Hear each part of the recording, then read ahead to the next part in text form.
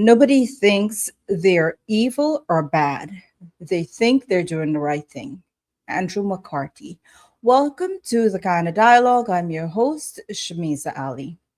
Our topic tonight is Dave Narine's rise in Guyana and the West Indian business world and how he aligns his business culture to government priorities.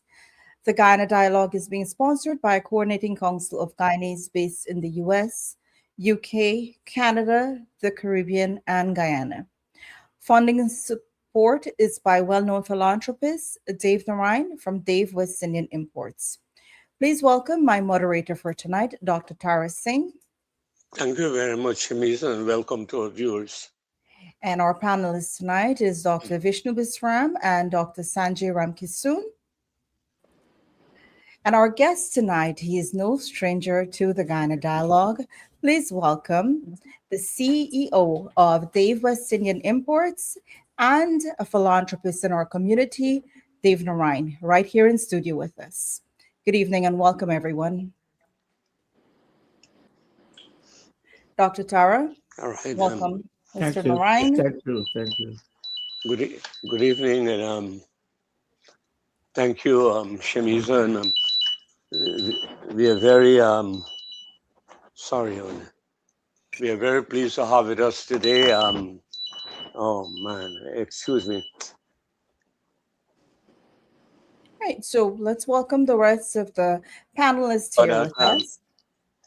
we are very pleased to have with us Mr. Dave Narine, as you rightly said, a philanthropist, a man who has done well in the business world, but also to share some of his blessings with the less fortunate people in Guyana.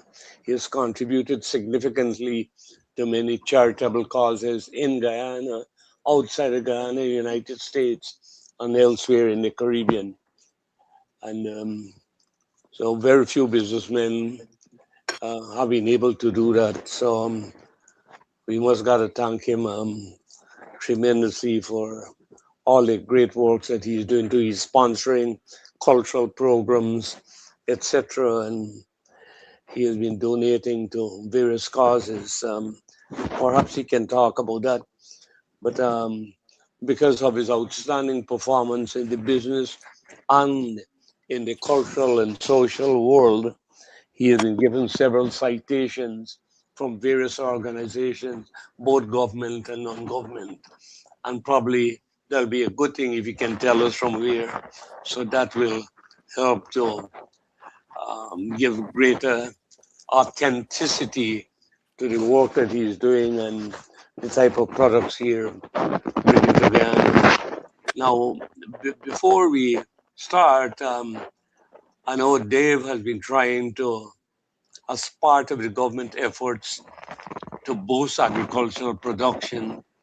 Oil will go away soon in another 30, 40 years. But agriculture is there to stay.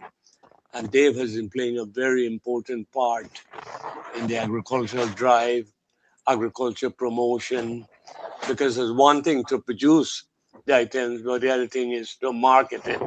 And market has been a severe problem for many people. Now, the government has tried to improve on that by creating the marketing corporation, farm to roads, market to roads have been upgraded, etc. But Dave, we also know that you're essential part of the business sector in Guyana. And for any economy, the engine of economic growth is the private sector, not the government. So that's another important role you're playing. So we would like you to say, first of all, to give us an idea about the various, you're not only into the exporting Guyana agricultural products, but you're involved in other adventures as well. Like you have a radio program, you're in the floral business, etc. If you can tell us that. And also indicate, if you can have the data available to tell us how many people you employed in your business, in all the businesses that you have. So let me go over to you now. Dr. Tara is a tall task there, but I'll try to remember most of the points. I will go with the employees first. Indirectly, maybe we are one of the top 10 employers in Guyana. Indirectly, I said. And that is true because we are one of the largest exporter of Guyanese product into USA. Then we have to create jobs to manufacture those product or to plant those product, so indirectly, we import sugar, so it will create employment. We bring about 100 containers alone in chow mein noodle. It will create employment, and plus the other hundreds of container we're bringing from Guyana, in terms of things. So we have never done a census. We are the largest importer of Banks diet soda, soft drink, and other non-alcohol drinks into this country. We bring also from DDL, the non-alcohol um, drinks and their jams and jellies and so forth. So that's for the Guyana aspect. And then we also have, uh, we employ employees to process our stuff and load containers. We have a fish plant at Vryselos on the East Coast, and we employ a number of employees there, and mostly you will say female, to process the fish. And like to process the katahar, we call it, that's jackfruit, and baigan choker, coconut choker, pepper sauce, frozen wiri pepper. We have across Guyana, in one in guy named Matrix, Robert Matrix, and Canal number 2. We have he employs about 60 to 100 employees.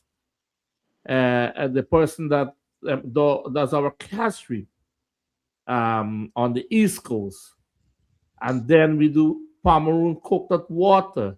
You gotta pick the coconut, you gotta chop the coconut, you gotta freeze the coconut. It all creates employment for the drivers of those trucks to deliver it and so forth.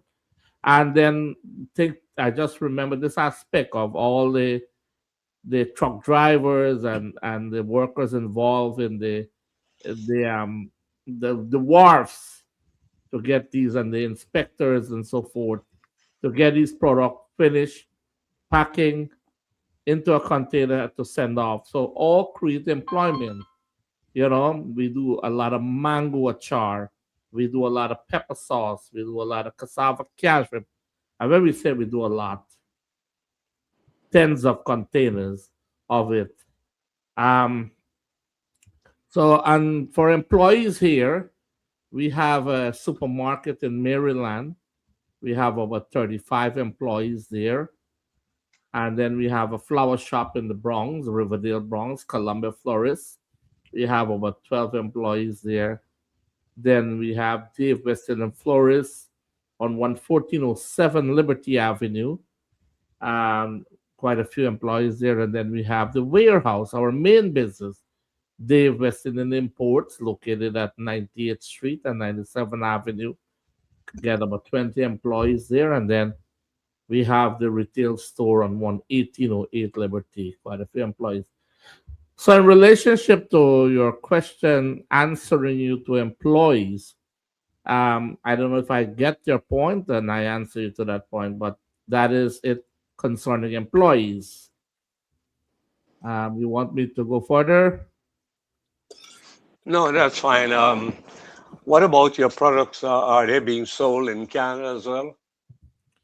Yes, our products are being sold in Canada, and surprisingly, you'll be surprised to know that our product are sold in Bahamas and Bermuda, because, like, apparently the transit for our product is easier from New York to like place like Bahamas and Bermuda, and they have like a few roti shops there and so forth. So we do across the country, Dr. Tara, USA, and mainly about 25 states that where more immigrants are. Right, wherever the immigrants are, we supply the states that have some stores there, and we supply the stores there, and we supply England from here. People buy it from, they could take it from Guyana, but they transit, and so they come and pack pallets here, and we ship it across to London, England, and yes, we have them in Canada, England, and so forth. We have them in the Uh, product, have them in the Jetros and the Walmarts, etc. I'm okay, but I believe you do have some business interest in Jamaica as well. Oh yes, that's a long story. About 2005, I think. Myself and a gentleman named uh, Mohan Jagnarine and Anand James, we met, and we started a company with a blender. We say Mohan has all the business sense in processing of food, and I say our marketer Anand James was a guy, is a teacher by profession, and he had a fragrance company, and we put together our efforts and we bought a blender, and we decided that we're gonna make some pepper sauce and all these things, and little by little that company, it named Spur Tree Spices Limited, and that company grew into a towering strength from that blender to a multi-million business. And then where we're doing ackee, callaloo, pepper sauce, jerk seasoning, guava jelly, oxtail seasoning, and all the seasoning and so forth. And finally, we got it into this Jamaica Stock Exchange. So we did good there, and then we formed a second company, Holland Bamboo. That's in the about 3 4 years ago. So yes, we that's my interest in Jamaica. So sporty spices in Jamaica, and most of our product are being exported from Jamaica across the United States. And if you go into these Jamaican restaurant or Jamaican store, you will see sporty spices, and that is our product. All right. Thank you very much. I pass over now to Dr. Sanjay Ramkisoon. Over to you. Thank you very much, Doc. Good evening, everyone. Mr. Narine, it's a pleasure to be with you on this program today. It's always a wonderful thing to be on the panels with this group of individuals here. Um, I realize that you have expanded. The only thing I know of you is that store on Liberty, where my wife would shop maybe once or twice a month. Uh, but now that I understand you've extended beyond the boundaries of Guyana and the Caribbean and into London and everywhere else. My question to you this evening, what's the driving force? You know, I always wanted to be. My parents were teachers, and dad and mom, and dad and headmaster, and I always wanted to. It was they did a good job in molding children for 20 something, 30 something years.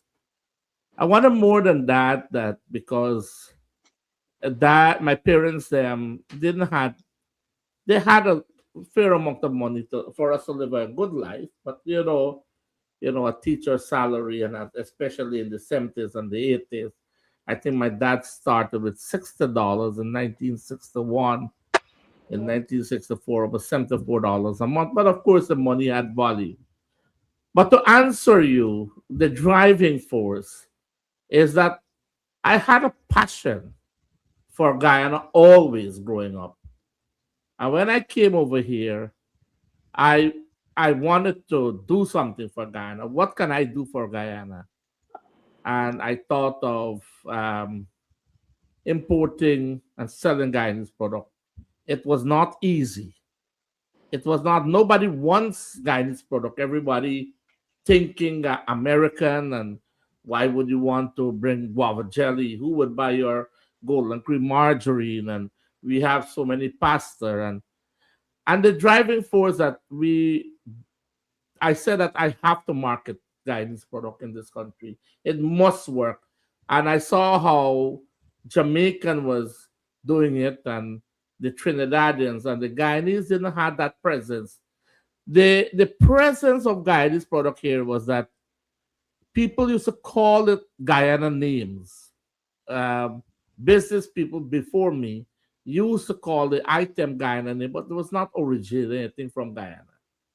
So after I started bring the products from Guyana, and it started to sell a little, and then a little more, and to give them the authenticity of the product, I started to get more and more excited to promote more and more products. So as the driving force, as Guyana getting more and more product, and they're offering me, I'm trying to push it here, and then some West Indian products also. So that was the driving force. Um, and to create employment and if anybody knows me, I am not a one-man business owner. I go and run the stores. Everybody go to the businesses and they will not see me because I'm behind the scenes and let the employees them do the stuff.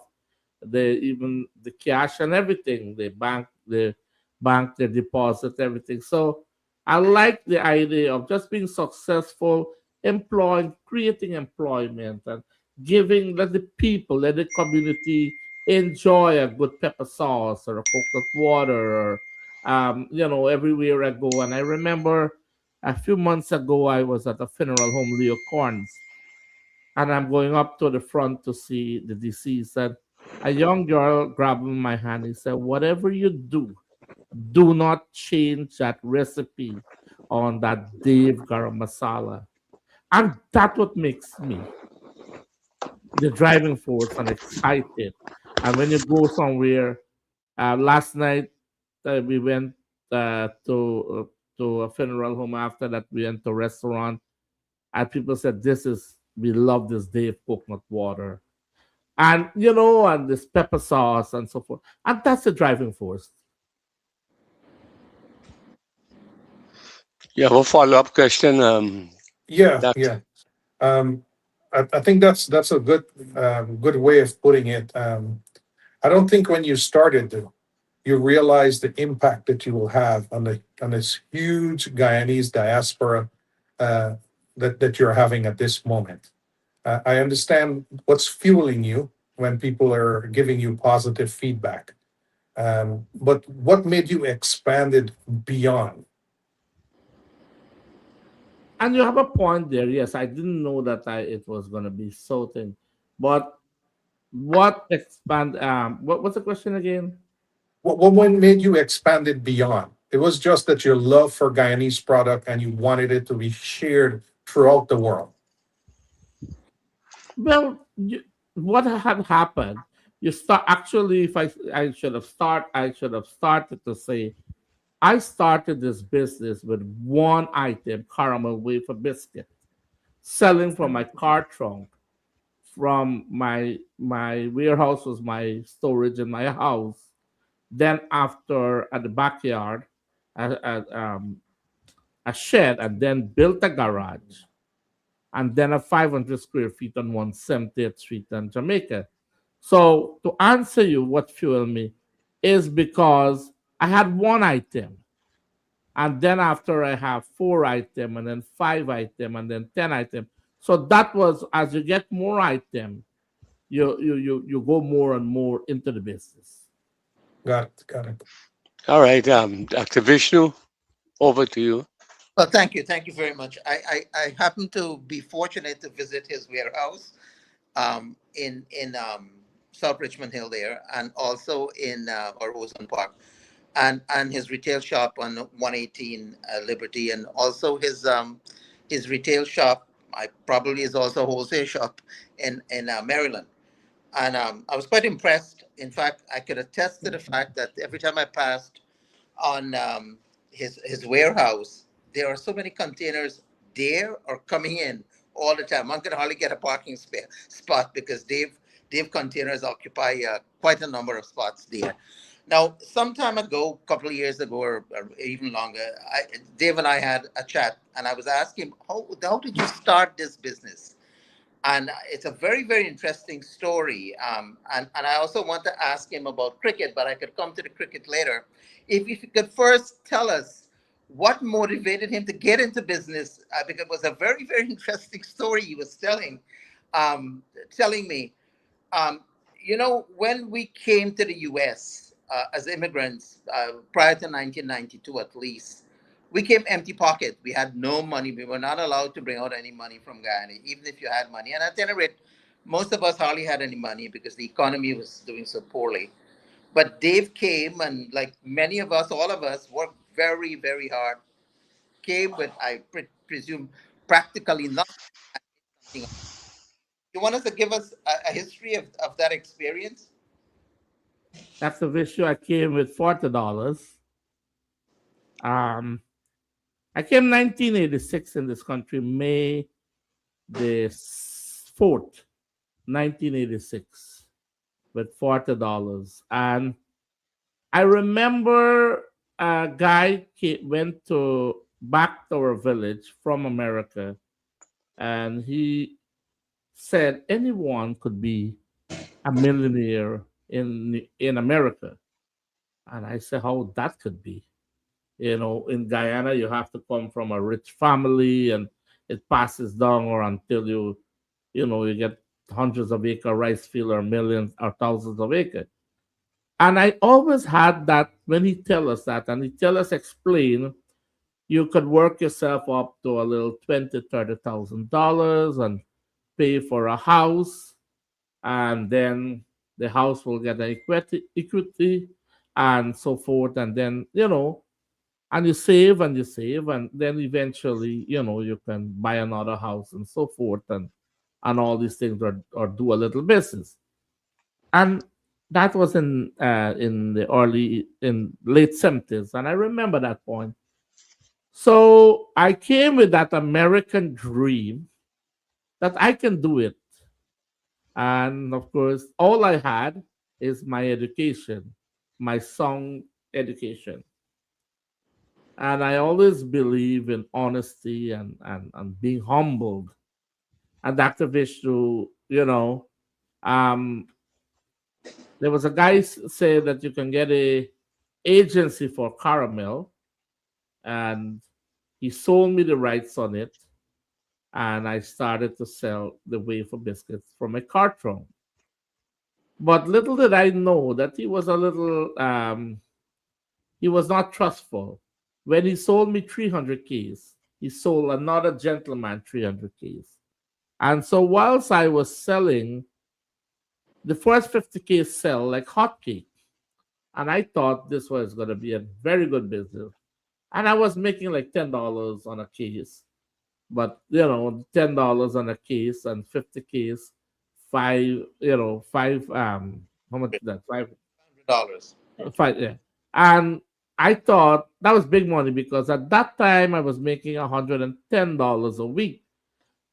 But after the 51st case, the market became saturated. And I wondered, and I didn't know business. I didn't know business. I came from a different world, not a business world.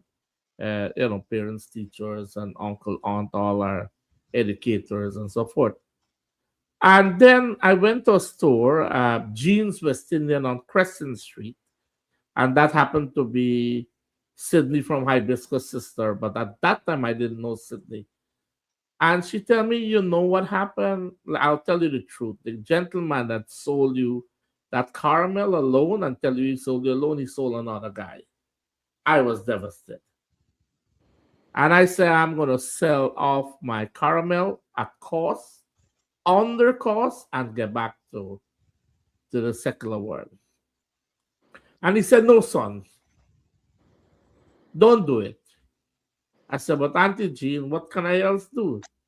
He said, bring some English product. I said, what English product? He said, like the English Cadbury's and the Smarties and the blancmange and the custard powder and the Marmite. And I said, okay. So I started to research that. My mom had a brother, Danai Prasad. He was a professor at Oxford University in England. Migrated there in the maybe early 60s. And I contacted him and I said I wanted to come to England and see some products. Went over there and he took me to like a cash and carry place in Middlesex, Southall. And I bought some products there and I brought it and I started to sell one by one. And that is the story that the fish do. And then I went to Guyana, then Trinidad, then Jamaica. But this you talk it like it's a 1, 2, 3. It was not. It take years. Um, and it was not the thing. It was hard. We used to sell our item, and you have to go beg the shopkeepers for your money. And sometimes I go 1 month after the store is closed. You lost all that money. And over the years, I've lost close to $1 million in 30 something years. And God bless those souls. What can you do? Your business, you lose and you gain. So that's the issue. That's the story. All right. At this point, we'll take a break. Shamisa. Sure, Dr. Tara. We'll be right back after this.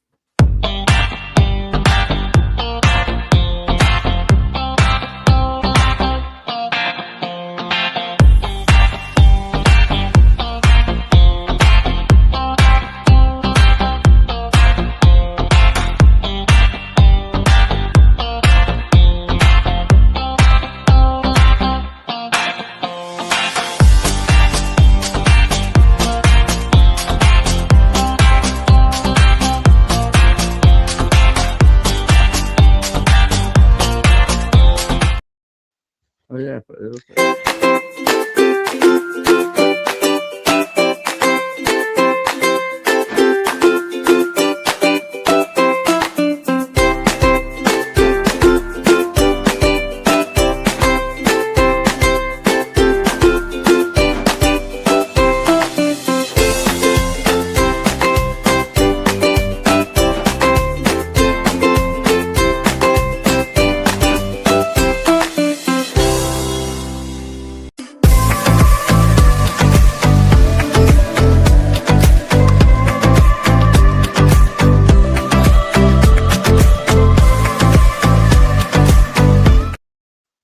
All right, we are back.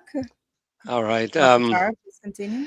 Your story, Dave, reflects your vision, your passion, also your patience of going through the long process, and most of all, your perseverance. And that is what led to success. Many of us, when we get a little setback, we give up and we don't want to live. It's not, as they said, not how heavy we fall, but how well we rise. And I'm sure with all these challenges you have risen, and these are lessons that other people can learn from you. I know Dr. Vishnu, you want to continue on that, or you That's a have very any follow up? Yeah, that's a very interesting historical background of Dave. But I do want the audience, the listeners, to know that Dave mentioned some products which we assume exist and were available. But one would remember that in the 60s and 70s, we had all those products, blancmange, Marshall sardines, we had canned milk, condensed milk, carnation milk, other branded milk. We also had potatoes, onions, garlic, you name it, dal, chana, aloo, flour. And in around 1970, all of these products were banned. They could no longer be brought into the country. And if you were found with them, it led to prosecution, arrest, prosecution, sentencing, fines, and so on and so forth. I do remember in the 70s, of course, there were none of those products in New York when I came here in 77. But in the early 1980s, those products started to make their appearance on shelves in the Korean and in the Chinese, mostly Korean groceries or stores, and the products came from Trinidad. So I suspect Dave brought these products from Trinidad when he first came. Now the ban on all of these products were removed sometime around 1988, 89, following pressure from the United States and Britain to reopen the economy and also to pursue with political reforms that eventually led to free and fair elections in 1992 and the rise of Chetty Jagan as president in Guyana. I just wanted to make those points. If Dave want to comment on those, he's free to do that.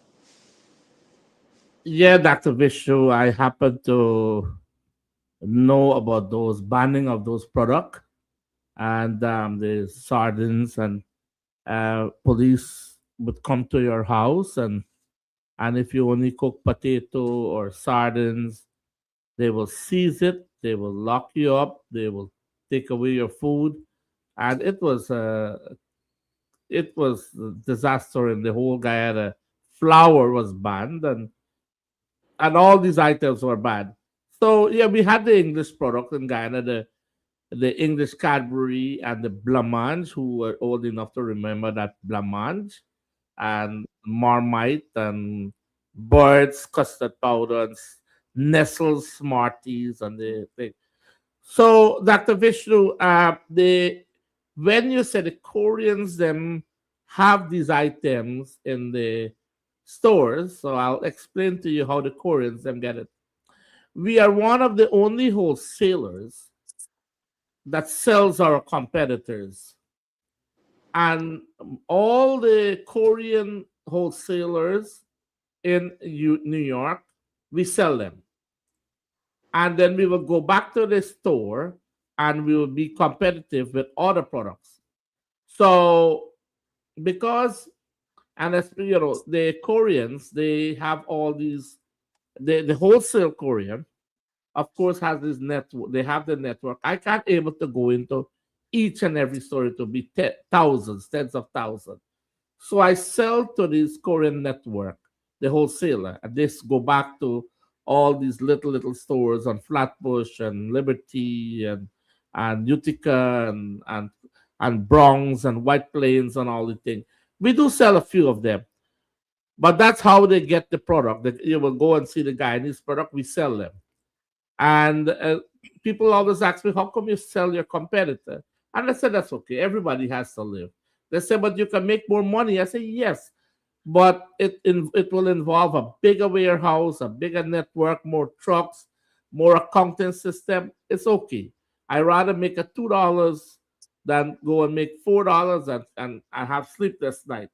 So I get along good with the Korean network, and that's how you would have seen every Korean with our item, especially a Dave item, a chow mein noodle selling to a store. And so how we do it?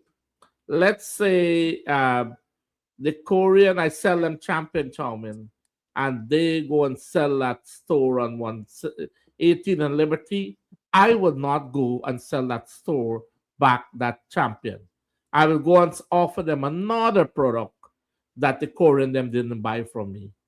And they have trusted us well over the 30 something years, and we get along good. Among the Koreans, then, you can't sell them different prices. All of them ask you for a cheaper price because all are family, all are connected.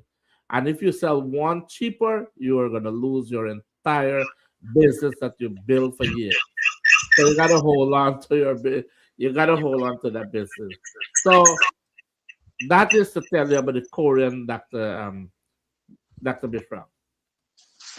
Okay, Dr. Sanjay, you have a follow-up? Dr. Um, Sanjay, yes, yes, Doc. you have Dave, a I know follow-up? I know you're a true son of the soil, and you're doing an excellent job in promoting and selling all these Guyanese products in the diaspora. My question to you this evening, how do you keep your prices competitive? Competitive to what? The American product or other Correct. competitors? Correct. You have products coming in from different islands. You have products coming from different places. How do you keep your products competitive? Great question. Great question. Um, we can't, to be honest, we can't keep our products competitive as per se because the manufacturing costs in Guyana is way, way above, especially Trinidad and maybe Jamaica, the Caribbean island. I can't be competitive. What I give people is the quality, right? I offer them the quality and the superior quality of product, and that is what the people are holding on to now. We can't be this 10 cents, 15 cents, 50 cents cheaper anymore. We are in that competitive, in that ball play. But to be honest, I can't be. We go with the Dave brand now. And I'll give you a story if I am allowed. When I bought that supermarket, the Caribbean market in Maryland in 2005, that was an established supermarket years before, and I decided that I will sell uh, Dave's brand product, and the Jamaican especially say, "Awagwan, the who brand that is Dave brand. We want the product." So my manager named Harish. I said, Harish, let's do this. The Goya, the Iberia, the other brands. Let's put it up. Let's say 20 pound rice is selling, the Iberia is selling for $20. Raise it for 25, put ours to $22 or so. And we were able to filter and get some of the business. And then everyone started to tell each other this product is good. And that's how we able to get our brand there was with the quality. And so now we're not focusing on that competitiveness as per se. We are there in the price range, but not the 10 cents, 15 cents cheaper. The quality is far superior.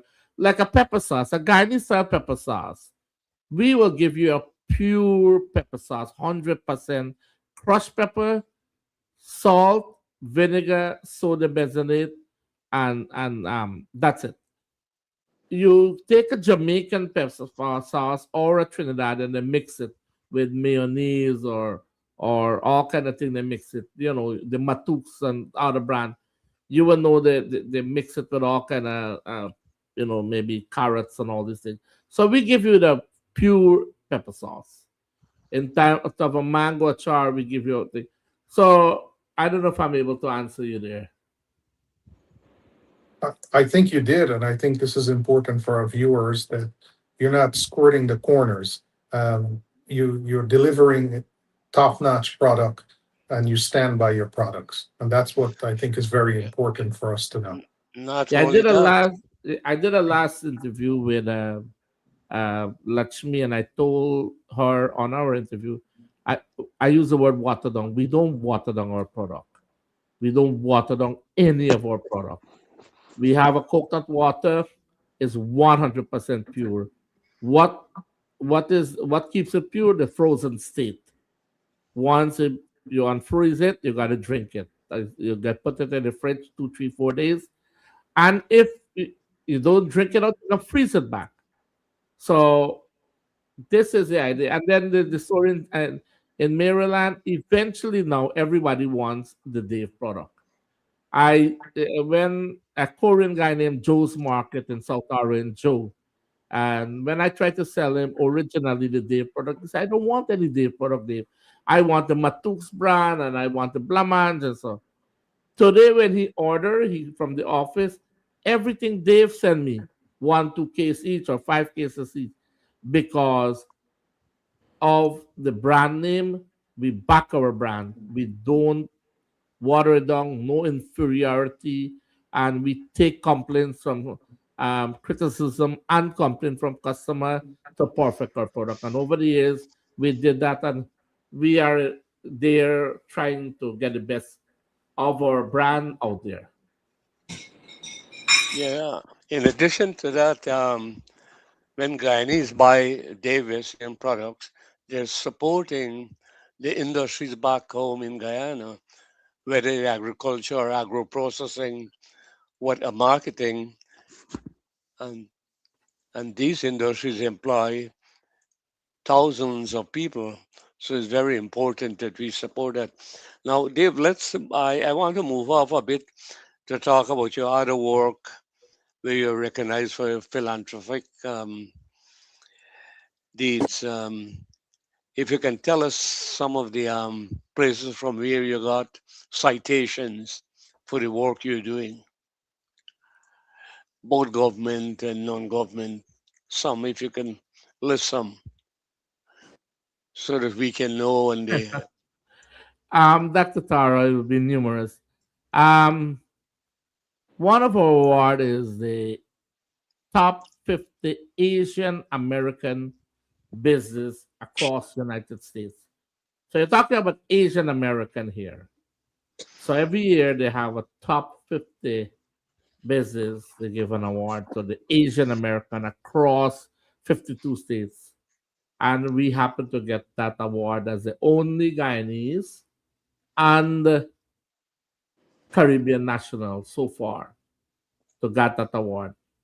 We got citation and awards from the city of New York, proclamation, city of Maryland, and 2 weeks ago or last week from the city of New Jersey. We got award and citation from Congresswoman Yvette Clarke, and about over, I don't know, 40. I gotta go look at my office and the wall there. About 40 citation or proclamation from assemblymen, senators, congressmen, etc., across um, New York and the USA. Um, then we got individual stuff from the like Maryland, the different community come and give us award. But it's important. I don't like to talk about that. It's just I like to, but now I'm getting to realize that people has recognized now the West Indian imports as a force in the community and among the region or so. So up to within up to D-Raj had a function. Uh, I'll tell you March and got about I think about 6 awards there from different congressmen and assemblymen and so forth, and 2 from New Jersey, and then between that I got 4 more, but I can't even remember. But Dr. Tara, bringing up the story with you said sugar. And it's very important to know that our community does not know the difference from an imported item than a name calling item, a Guyanese. They put a flag, and all the stores carry sugar with a Guyana flag, but it's not from Guyana. We are the only company that brings sugar from Guyana, right? We are the only company that brings sugar from Guyana. And it's either Barbies, Crystal, or Albion sugar presently, but nobody will buy it because it does not have that big kind of flag. And all those other sugar is from Dominica or Mauritius or Colombia or something, and so forth. The same thing like, um, and you're talking about competitiveness. They make the Katahar in Dominica. I can't compete as per se. I gotta go with quality. They make the pepper sauce in New Jersey. When they say New Jersey, the local pepper when they planted some and they make it. So I cannot compete as per se. I gotta give you authentic product from Guyana and make it rich and very rich so people can buy back. You know, Okay. and we sponsor youth cricket across United States and Guyana, and youth and regular cricket and old guys cricket um, across United States and Guyana. Yeah. What about any citation from Guyana? Um, we got actually that's the one that I forgot to mention. I was just honored among the 60 Guyanese for the 60th independence about 2 weeks ago. But directly from the government of Guyana, in Guyana, no. But I got it from the embassy here, which is Guyana government, and Mm, so forth. So not directly. You understand? mm. We Well, we our network, we are includes the East Indian distribution and store across the United States. But that sugar problem where they name these things, put a flag. I really want help. Let people knowledge to people to go know the knowledge that these products are not authentic Guyanese product, and mm, I alone can't fight it. I yeah. yeah. Oh, yeah. But your sugar you're bringing, what are the specific brands? You said two brands. Right So now got. they make a Demara Gold, but because of trademark problem with a Mm, company, they can't bring it. So we can bring the Barbies Crystal and Albion. So right now that is in the market. You so that understand? those are the two brands that we got to advertise Yes. and But we let have people know. individuals in the community, Dr. Tara, Yeah. and you can't call the names on this Mm-hmm. public forum. They go into these stores and promote the non-Guyanese item like Guyanese item. You Mm-hmm. know, Yeah, yeah. we have, and it's hard to fight it. So that is why they want to just make a quick dollar.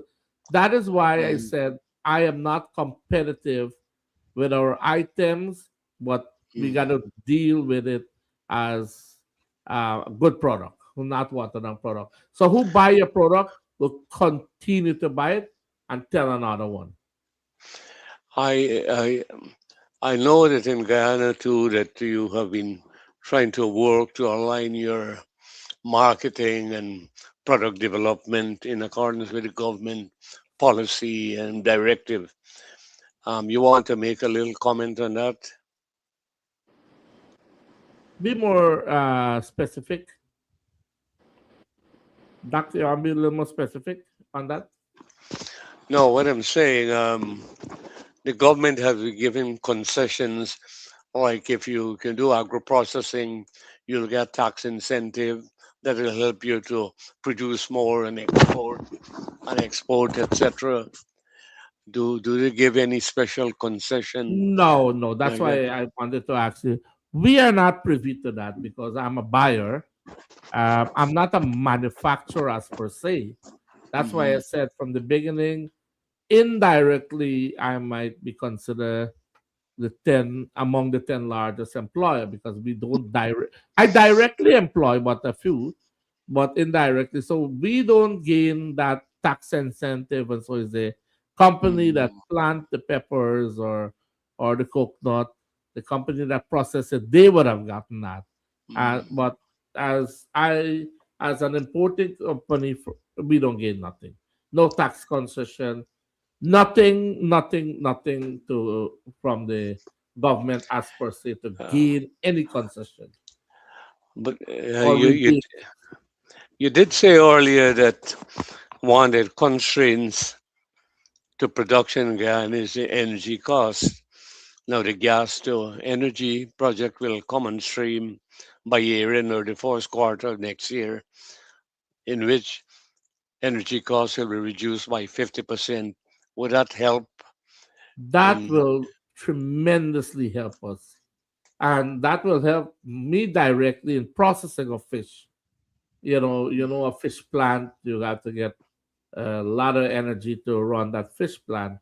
So it will help tremendously to cut our costs. Mhm. Then we can maybe consider being a little more competitive and so forth, go after the other brands or other country product and so forth. But that will be a tremendous help. Can't wait for to get that Do energy cost cut by half of Yeah, it. well, you have a fish processing plant. You said somewhere in East Coast. You have any update on the status of the re-importation of gilbaka and catfish into New York? The last time I spoke to the gentleman who is in charge, they're working on it, but it's a slow process, very slow, very tedious. Um, I don't see it happening sooner, but we gotta be positive. Hmm. I hopefully positive, but All they're right. asking for a lot of stuff to get that fish, those catfish back in the market. But All right. Thank you. Vish, your last comment. No, I will yield to Shamisa. I'm sure she has some audience participation. Hmm. Sure. Dr. Sanjay, your last comment. Well, I would like to say thanks to Mr. Dave Narine for stepping out and becoming an entrepreneur, becoming an icon within our community. Your story is, the American dream, a successful American dream. So I think you stand strong and tall for any young person who has an ambition like yours. That you're a positive role model. That anything is possible. So I personally would like to thank you for the hard work that you're doing, promoting Guyana's product within the diaspora and making Guyanese living abroad feel like they're living at home because all the food products from Guyana are available right now with good quality just because of your hard work. So personally, I would like to thank you, and I'll hand you over now back to Shaniza. Well, we also joined Dr. Sanjay, share the same sentiments towards Dave, and he's doing tremendous work. And what is not emphasized much about him is the tremendous work in the humanitarian and cultural, social area, like sponsorship of cricket matches, etc. And those are the areas that we should also focus. Now, we hand you over to Shamiza. I do. Shamiza, over to you. Thank you, Dr. Tara. And as you mentioned, the cricket, we know Dave in the community, we know his work in philanthropy.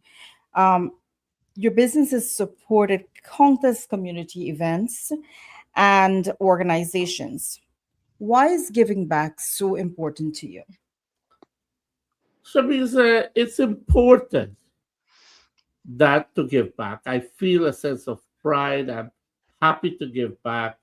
Sometimes I give back more than what I get, but everyone come with that little needs and little sad face and can you please help us, give us something to sponsor the youth girls, get some corsages for the foundation, different religious asking for help. And what can we do Yeah, as one of the leading business, food industry business? They see us and we don't want our name to go there as don't go to Dave. He does not give. That would be a bad one. of It course. is what, and sometimes I really want to say no. But if I say one no, then I become the bad one that, oh, Dave didn't give. Don't go to him. Don't support him. But I enjoy giving. I You do enjoy enjoy giving. giving, and with that said, guys, he has supported. I can testify to his support for this program, the Guyana Dialogue. He sponsored this for the last 4 years. He also is a youth sponsor for Get Real with Shamisa events and many other events in our community. I do want to let you know also, if you want to have a more in depth uh, interview with Dave, you can go to YouTube, on Get Real with Shamiza. We did an interview about 4.5 years ago where he gave us all the little details that you might want to know about him, his business, and inspiration. Check that out on YouTube.